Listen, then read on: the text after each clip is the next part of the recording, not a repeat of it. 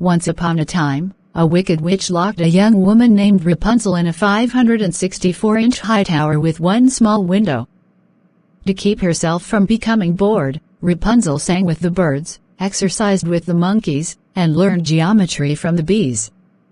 Although she kept busy, Rapunzel wished that she knew how to read. Reading would really make that time go by, she sighed.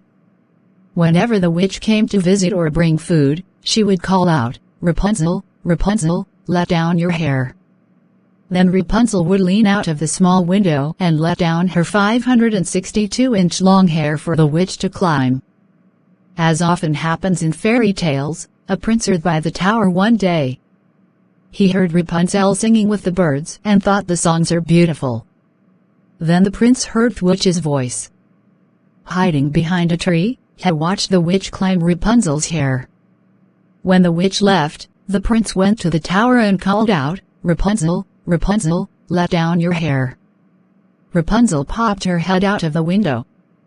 The prince looked like a smart man.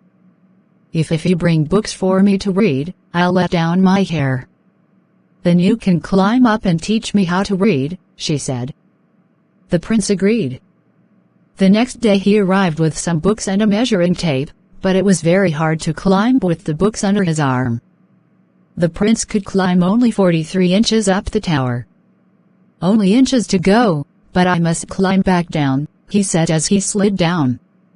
Rapunzel was disappointed, but the next day the prince brought a backpack to put the books in. He climbed 136 inches up the tower before his boots slipped through Rapunzel's silken hair. "Only more inches, but I must do something about these boots," he said, climbing down. On the third day, the prince brought shoes with cleats in the soles. He climbed 279 inches up the tower before he realized how hungry he was. The prince had been in such a hurry that he had forgotten to eat that day. "Only more inches, but I must climb down," he said. On the fourth day, the prince brought a sack lunch with him. This time, he climbed 300 inches of Rapunzel's hair before he ran out of breath. "Only more inches, but I must climb down," he said. Rapunzel was more than disappointed. "Wait!" she cried as the prince hopped on his horse. "Do you have any scissors with you?" The prince pulled a pair out of his backpack and tied them to her hair. Rapunzel cut off her long hair, fastened it to a chair, and climbed down the tower. "Why didn't I think of this before?" she said aloud. The prince helped Rapunzel learn how to read. They remained good friends for the rest of their lives.